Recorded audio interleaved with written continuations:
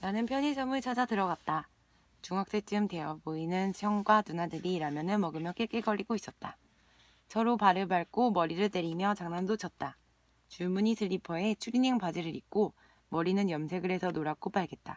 툭툭 내뱉는 말 속에 욕도 섞여 있었다. 나는 라면을 집으려다 말고 슬며시 편의점을 나왔다.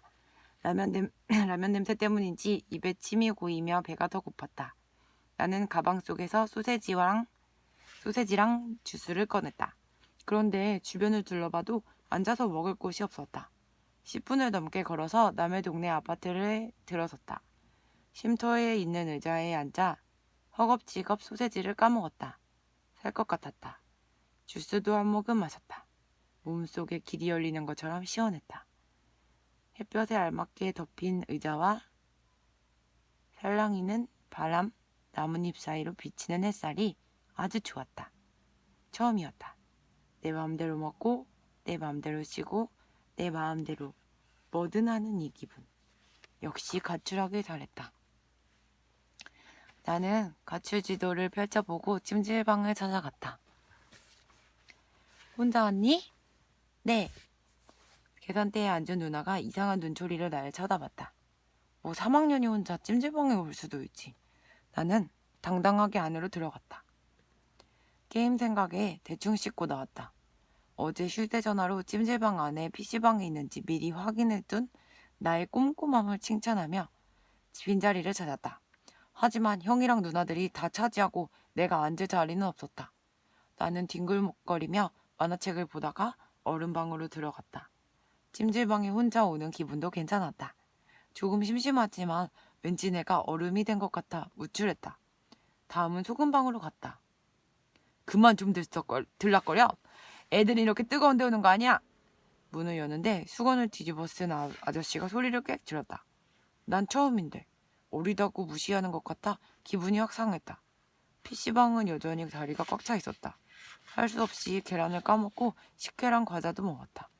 그러고는 앞에 잔뜩 쌓인 쓰레기를 밀어놓고 벌러덩 누웠다. 자고 일어나니 3시였다. 집을 나온 지도 3일은 된 것 같은데 6시간 30분밖에 지나지 않았다. 나는 어슬렁거리다가 다시 PC방으로 갔다. 그때 뒤에 서 있던 형이 나를 보며 씩 웃었다. 여기 집 나온 강아지 한 마리 있어. 내 애감은 정확해. 컴퓨터 앞에 앉아있던 형이랑 누나들이 내 쪽으로 눈을 돌렸다. 이야, 용기 짱인데. 야, 너 우리랑 같이 다닐래? 이 형들이 너 먹여주고 재워줄게. 말만 잘 들으면. 검을 질겅거리던 노랑머리 형이 내게 얼굴을 들이밀었다. 마치 독거미가 다가오는 것처럼 무시무시했다. 엄마! 엄마! 나도 모르게 엄마를 외치며 찜질방을 뛰어나왔다. 오늘 밤 찜질방에서 자려고 한 계획이 엉망이 돼버렸다. 어디로 갈까? 갑자기 길을 잃은 것처럼 막막했다. 난 그냥 걸었다.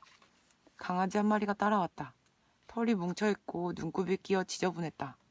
떠돌이 강아지가 분명했다. 내가 공원 의자에 털썩 앉자 떠돌이 강아지도 땅바닥에 주둥이를 대고 엎드렸다. 가방을 뒤져서 우유를 꺼내주니 강아지는 정신없이 먹었다. 그러고 주둥이 주변에 묻은 우유를 쓱 핥더니 더 없냐는 표정으로 나를 쳐다보았다. 난 아껴둔 육포를 꺼냈다. 자, 먹어. 순간 어디서 났는지 까만 털이 덥수룩한 개가 육포를 낚아챘다. 으악! 나는 너무 놀라서 들고 있던 육포 봉지를 떨어뜨렸다. 2마리 개가 날카로운 이를 드러내며 싸우기 시작했다. 엄마야! 나는 의자 위로 올라가 달달 떨며 큰 소리로 울었다. 마침 자전거를 타고 지나가던 아저씨가 나를 보고 개들에게 낙대기를 휘둘렀다. 그러자 개들은 어디론가 사라졌다.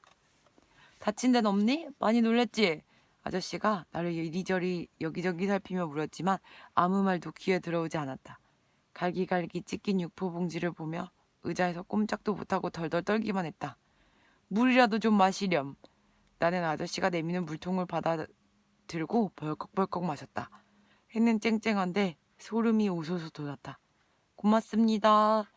떠돌이 개들은 조심해야 해. 얼른 집에 가라. 아저씨가 떠나고 혼자 남았다. 다시 개들이 나타나 가방 안에 든 걸 다 내놔 하고 이빨을 드러낼 것 같았다.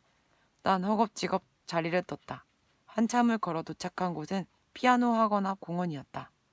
주변을 살피다가 벤치에 앉아있는 아저씨 옆에 슬쩍 앉았다. 아저씨는 졸고 있는지 고개를 숙인 채 꼼짝도 하지 않았다. 혹시라도 내 냄새를 맡고 떠돌이 개들이 나타나면 이 아저씨가 구해줄 거라는 생각에 안심이 되었다. 남은 돈은 5,000원 하고 동전 몇 개가 전부였다.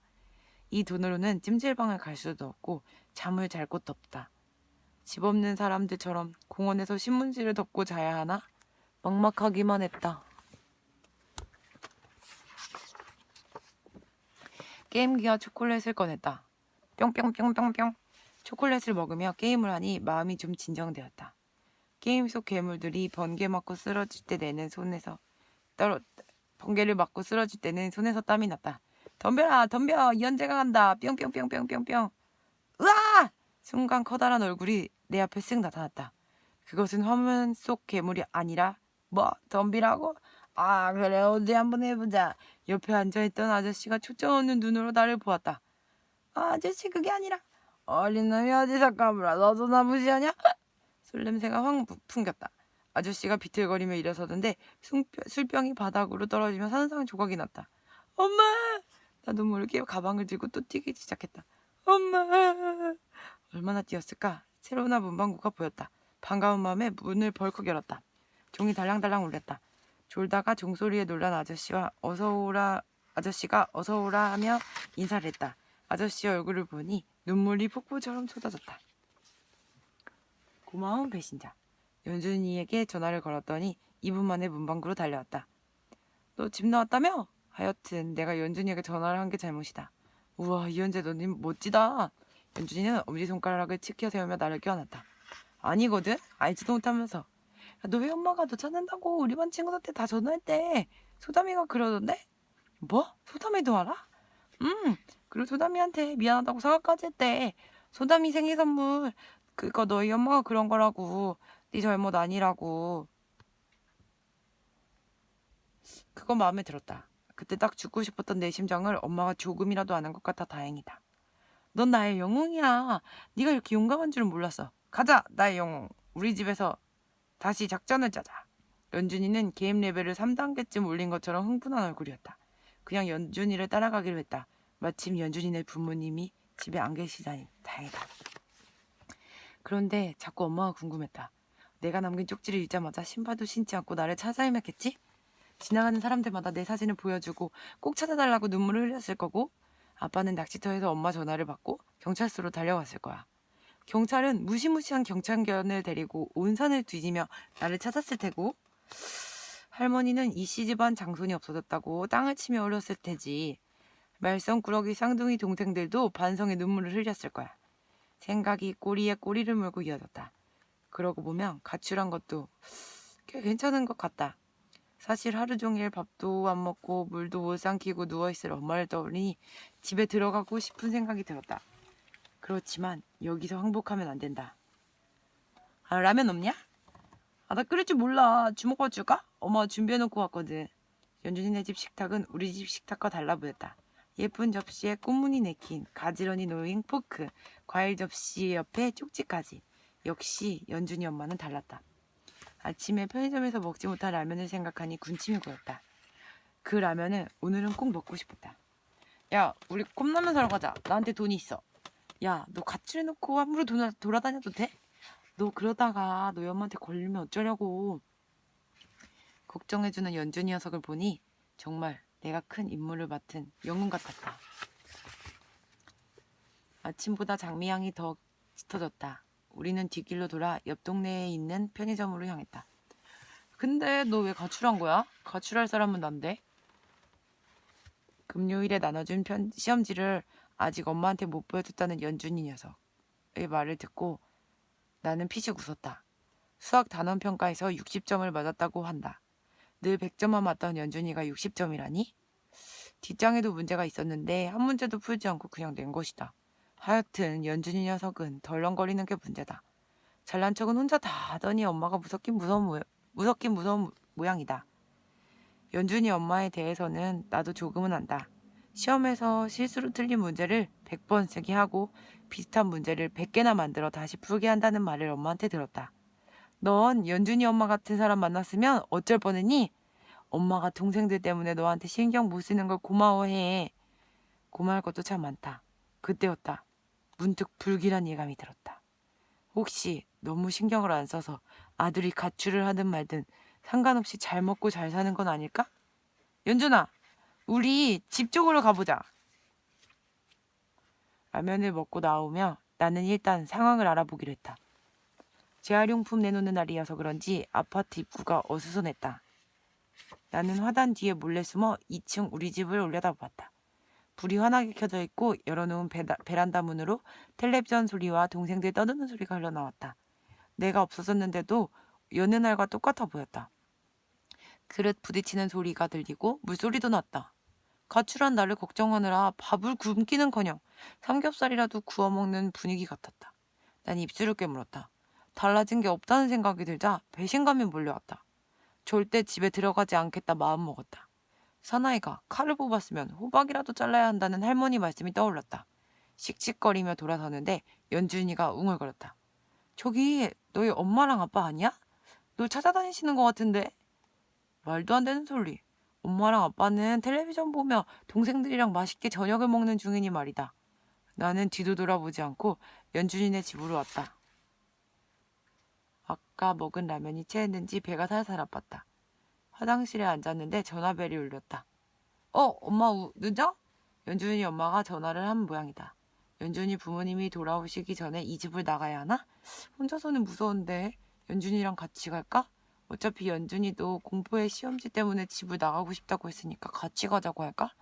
똥은 안 나오고 방귀만 계속 나왔다. 뱃속에서 천둥 번개가 쳤다. 진짜지? 확실하지? 약속했다. 전화를 받는 연준이 녀석이 흥분했다. 뭘 약속한다는 건지 모르겠지만 신이 난 목소리다. 손을 씻고 화장실을 나오니 연준이가 얼른 전화를 끊었다. 그리고 5분도 채 되지 않아 초인종이 울렸다. 야! 너희 부모님 오셨나 봐. 나 어떡해? 안절부절을 못하는 나를 두고 연준이가 문을 열었다. 와! 우리 엄마랑 아빠가 현관문 앞에 떡 버티고 있었다. 도망쳐야 하는데 도망칠 곳이 없었다. 김연준, 이 배신자. 그래도 고마운 배신자잖아. 나의 영웅. 고맙다. 우리 엄마가 너 있는 곳 말해주면 덜렁거려서 시험 망친 거 다 용서해준다 했거든. 우리 집. 나의 가출은 12시간 만에 끝이 났다. 현재 오빠, 현재 형. 거실은 여전히 종이 비행기로 엉망이고 동생들은 나를 졸졸 따라다니며 종이 비행기를 만들어달라고 떼를 썼다. 어서 와서 한술 떠요. 하루 종일 물 한 모금 못 마셨을 텐데. 도우미 아주머니가 상을 차리고 엄마를 불렀다. 아주머니 안녕히 가세요. 그래 너희들도 잘 지내라. 엄마 말씀 좀 잘 듣고. 너희 엄마 정말 힘드시겠다. 도우미 아주머니가 현관을 나서며 말했다. 앉아서 밥 먹자 이현재. 아빠 목소리가 착 가라앉아 있었다. 왠지 미안했다. 큰 잘못을 저지르고 돌아와 법의 심판을 받는 기분이랄까? 나도 모르게 기가 죽어 있었다. 엄마는 말없이 내 숟가락 위에 반찬을 올려주었다. 배 많이 고팠지? 꼭꼭 씹어 먹어. 뱃속에 부글부글 아까 먹은 라면이 끓고 있었다. 엄마 아빠한테 많이 속상했지? 하고 싶은 말 있으면 다 해봐. 침묵이 흘렀다. 할 말이 많았는데 아무 생각이 나지 않았다. 배가 아프고 등에서 식은땀만 났다. 너를 찾아다니면서 엄마랑 아빠는 많이 반성했어. 그동안 현재 너한테 신경 못 쓴 거 정말 미안해. 엄마가 나를 많이 보았다. 난 숨쉬기가 힘들었다. 뱃속이 까매기처럼 꼬였나 보다. 당기고 쓰리고 아팠다. 저기 엄마 나 화장실 좀. 나는 화장실로 후다닥 달려왔다. 부지직 부지직 막혀있던 것이 한꺼번에 쏟아졌다. 시원했다. 날아갈 것처럼 상쾌했다. 세상에서 제일 편한 우리 집. 돌아오기를 정말 잘했다. 끝.